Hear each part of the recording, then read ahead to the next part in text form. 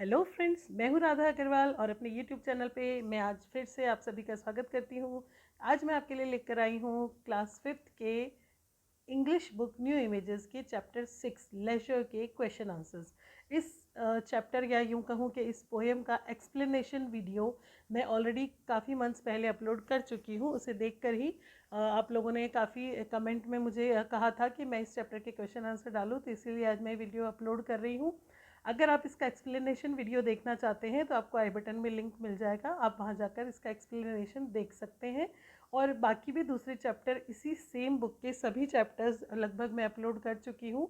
तो और जो बचे हैं वो अब करने जा रही हूँ, धीरे धीरे कर रही हूँ। तो आप प्लीज़ अगर ऐसे ही वीडियो देखना चाहते हैं तो प्लीज़ मेरे चैनल को सब्सक्राइब करिए, वीडियो को लाइक और शेयर ज़रूर करिए। और सब्सक्राइब करने के बाद बेल आइकन ज़रूर दबा दीजिए, ताकि जैसे ही मैं नया वीडियो डालूंगी आपको जल्दी से नोटिफिकेशन मिलेगा और आप जल्दी से अपने टेस्ट और एग्ज़ाम की प्रिपरेशन बहुत ही अच्छे से कर पाएंगे। तो आइए बढ़ते हैं हमारे क्वेश्चन आंसर्स की तरफ। यहाँ पर हमारा फर्स्ट क्वेश्चन है, why does the speaker feel that we have no time to stand and stare. देखिए, it's my suggestion to you कि आप ज़रूर एक बार एक्सप्लेनेशन वीडियो ज़रूर देख लें, जिससे कि जब आप पोएम को और उसकी उसमें जो फीलिंग एक्सप्रेस करना चाह रहे हैं ऑथर, वो जब आप अच्छे से समझ जाएंगे तो आपके लिए क्वेश्चन आंसर्स को समझना बहुत ही ईजी हो जाएगा। हालांकि मैं आपको ईजी हिंदी लैंग्वेज में सब कुछ एक्सप्लेन करके बताऊंगी, लेकिन फिर भी मेरा सजेशन है कि आप पोएम को एक बार ज़रूर एक्सप्लेनेशन वीडियो को ज़रूर देख लें और समझ लें। तो yes, first question is, why does the speaker feel that we have no time to stand and stare. Speaker को ऐसा फील क्यों हो रहा है कि हमें समय ही नहीं है खड़े होकर देखने का, किसी चीज़ को घूरने का। So here is the answer. The speaker feels so because we all are always in a hurry and nobody pays attention to the surroundings. Speaker को ऐसा इसलिए फील हो रहा है कि हम लोग, सब लोग हर टाइम बस जल्दी में हैं और कोई भी अपने आसपास की चीज़ों पर ध्यान ही नहीं देता है कि हमारे आसपास कितनी अच्छी, कितनी खूबसूरत नेचुरल चीज़ें जो है बिखरी पड़ी हैं, है ना। तो और हम उनको एंजॉय कर सकते हैं, लेकिन हम नहीं करते, बस एक मशीन की तरह हम चलते जाते हैं। इसका आंसर बहुत लंबा हो सकता था, बट मैंने काफ़ी कोशिश करके शॉर्टेज बनाने की कोशिश की है फ्रेंड्स। तो ये आपका question first. Then question second is, according to the speaker what are the simple delights that we miss out on in our busy lifes. तो स्पीकर के अकॉर्डिंग, यानी स्पीकर के कहे अनुसार, ऐसे कौन सी सिंपल डिलाइट्स, छोटी छोटी खुशियाँ हैं जो कि हम लोग मिस कर देते हैं अपनी बिजी लाइफ्स में। तो इसका आंसर है, according to the speaker we miss out the elements in nature which are in abundance. जो नेचर में जो एलिमेंट्स है, जैसे कि उसने पूरी पोएम में बताया है कि हम जब जंगल से गुजरते हैं तो हम जंगलों को देख के उनको उनको मतलब प्रेज़ नहीं करते हैं, हमारा कोई ध्यान नहीं, बस हमारा अपने रास्ते और अपनी मंजिल पे ध्यान है कि हम कब पहुंचेंगे अपनी डेस्टिनेशन पे। जब हम कहीं गार्डन में खड़े हैं तो हम पेड़ के नीचे खड़े होकर बर्ड्स को या काउज़ को, किसी को भी हम स्टेयर नहीं करते हैं। तो नेचुरल थिंग्स में जो छोटी छोटी सी जॉयज़ हैं, जो छोटी छोटी सी खुशियाँ हैं, हम उन्हें बिल्कुल भी इंजॉय नहीं करते हैं। अगेन इसका आंसर काफ़ी लंबा हो सकता था, but I have made it for you the shortest one. According to the speaker we miss out the elements in nature which are in abundance. Abundance मतलब प्रचुरता में है, काफ़ी बड़ी मात्रा में है, लेकिन हम उन पर ध्यान ही नहीं देते हैं। So here question 3 is, why does the word beauty begin with a capital letter? Beauty word जो है पोएम में वो कैपिटल लेटर से क्यों शुरू हो रहा है। तो देखिए, पोएम एक्सप्लेनेशन भी मैंने ये बताया है उसमें, और यहाँ पर भी बता रही हूँ कि ब्यूटी जो वर्ड है, नेचर्स ब्यूटी, जो हमारे ऑथर हैं उन्होंने ब्यूटी को एक ह्यूमन बीइंग की तरह रिप्रेजेंट किया है। उन्होंने कहा है ना, beauty's glance and watch her feet how they can dance, कि उसके पैर देखो वो कैसे डांस कर सकती है, और उसकी स्माइल और आईज़ और सबके बारे में बात की है। तो उन्होंने इसको, और हम ह्यूमन बींग्स के लिए क्या यूज़ करते हैं, प्रॉपर नाउन ना, किसी का नाम होता है वो प्रॉपर नाउन, तो we are using capital letters for that. तो यहाँ पर भी उन्होंने ब्यूटी को जो है ह्यूमन बीइंग की तरह रिप्रेजेंट किया है, और इसीलिए उसके नाम को उन्होंने प्रॉपर नाउन की तरह लिखा है। इसीलिए ब्यूटी का जो कैपिटल लेटर है, बी, फर्स्ट लेटर जो है वो कैपिटल है। तो इसका आंसर है, the word beauty begins with capital letter as the author has described the nature's beauty as a human being. Proper noun. ये जब आप आंसर लिखेंगे एग्जाम में अपनी कॉपी में तो ब्रैकेट में आप प्रॉपर नाउन ज़रूर लिखें, क्योंकि इसके लिए फिर से 2-3 लाइन्स हो सकती थी कि that human being and we always use capital letter for a proper noun, for name of the human being which is a proper noun and so, ऐसे लॉन्ग लाइन्स हो सकती थी। बट जस्ट ह्यूमन बीइंग के bracket में अगर हमने proper noun लिख दिया है then also it is sufficient to write. Then our fourth question is, what does the phrase no time mean? No time, इस फ्रेज का क्या मतलब है? जैसे है ना, ऑथर ने पोएम में यूज़ किया है we have no time to stare and we have, so no time का क्या मीनिंग है, और why do you think the speaker has repeated this phrase in the poem?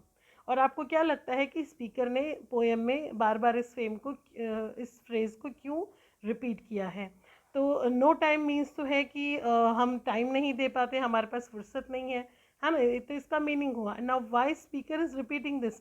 क्योंकि वो इसी तरफ तो हमारा ध्यान दिलाना चाहते हैं। लेजर पोएम का उनका मोटो यही है कि वो इस पोएम से ये एक्सप्रेस करना चाहते हैं कि हमारे पास फुर्सत ही नहीं है, जबकि फुर्सत तो होनी चाहिए, हमें नेचुरल ब्यूटी को ज़रूर से एंजॉय करना चाहिए। तो देखिए इसका आंसर मैंने ये लिखा है, the phrase no time means unable to give time.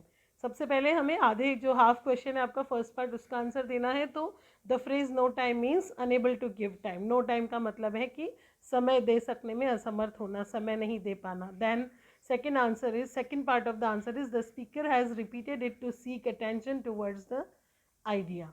ये जो आइडिया है नो टाइम का, इसकी तरफ वो अटेंशन हमारी सीख करना चाहते हैं, हमारे ध्यान हमारा खींचना चाहते हैं, इसीलिए उन्होंने इस वर्ड को बार बार रिपीट किया है। So now our question 5 is, according to you what is the poem's main message? Now आपके हिसाब से इस पोएम का मेन मैसेज क्या है? तो बिकॉज ये क्वेश्चन है कि अकॉर्डिंग टू यू, आपके अकॉर्डिंग, तो आप अपने अकॉर्डिंग अपनी ओपिनियन लिख सकते हैं, लेकिन मैं आपको एक सैम्पल आंसर ज़रूर प्रोवाइड कराती हूँ। तो यहाँ पर हमारा आंसर है, the poem's main message is to enjoy the comforting elements in nature instead of living a mechanical life। कि पोएम का मेन मैसेज है कि हम जो नेचुरल एलिमेंट्स है, जो कंफर्टिंग एलिमेंट्स है नेचर में, जो हमें कंफर्टेबल फील करा सकते हैं, जो हमारे माइंड और बॉडी को रिलैक्स करके उनको फिर से एनर्जाइज कर सकते हैं, हमें ऐसे कंफर्टिंग एलिमेंट्स को एंजॉय करना चाहिए इंस्टीड ऑफ, मीन्स की जगह, living a mechanical life. Mechanical life जीने की बजाय हमें नेचुरल एलिमेंट्स को एंजॉय करना चाहिए। Now A2 is answer these questions with reference to the context. इसमें क्या होता है कि फर्स्ट और सेकंड, जैसा कि आप देख रहे हैं स्क्रीन पे, क्वेश्चन नंबर 1 है, उसमें लाइंस दी हुई हैं एंड देन ABC। तो ये जो लाइंस हैं एक्चुअली इन लाइंस के बारे में ही या इनके बीच में से ही ये A, B और C जो क्वेश्चंस हैं वो पूछे जाते हैं। तो हमारी फर्स्ट लाइन है, what is this life if full of care, we have no time to stand and stare, no time to stand beneath the boughs and stare as long as sheep or cows। तो इन चारों लाइनों में से अब ये question पूछा गया है कि what does full of care means? Full of care का मीन्स क्या है? तो यहाँ पर full of care means a very protected life, बहुत ही ज़्यादा प्रोटेक्टेड लाइफ। यहाँ पर एक फुल स्टॉप मैं शायद लगाना भूल गई हूँ, तो आप ध्यान दीजिए, लाइफ के बाद एक फुल स्टॉप ज़रूर लगा लें। Full of care means a very protective, बहुत ही ध्यान से जी गई, यानी बहुत ही ज़्यादा सुरक्षित life, very much protected. Then second is, who is the we? यहाँ पर इन लाइनों में जो वी कहा गया है कि वी हैव नो टाइम, तो हु आर दैट वी? वो वी कौन है? We means all the human beings, हम सब इंसान, सारे इंसान दुनिया में जितने भी हैं सबके लिए आया है। Then question C is, why does the speaker think we have no time to stand beneath the boughs? What do you understand by boughs? Boughs का मतलब आप क्या समझते हैं, और स्पीकर को ऐसा क्यों लगता है, वो ऐसा क्यों सोचते हैं कि हमें टाइम नहीं है बाउज के नीचे, यानी ट्री ब्रांचेस के नीचे खड़े होने का? तो देखिए इसका आंसर है, the speaker thinks so because boughs which represents the comforting elements in nature are totally neglected by us। देखिए दोनों आंसर इसी में आ गए हैं। बाउज यहाँ पर विच represents द comforting elements, इसमें वो आंसर भी आ गया है कि बाउज का क्या मतलब है।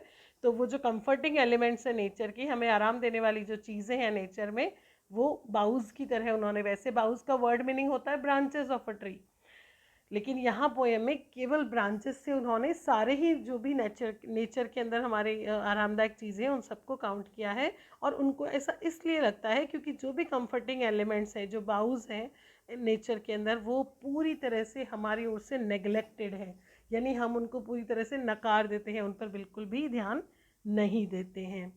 तो आइए चलते हैं क्वेश्चन 2 की तरफ। क्वेश्चन 2 है हमारा, no time to see when woods we pass where squirrels hide their nuts in grass, no time to see in broad daylight streams full of stars like skies at night. यहाँ पर एक question है, why do you think the speaker has added the adjective broad to the word daylight. Means daylight के पीछे उन्होंने broad क्यों adjective दिया है।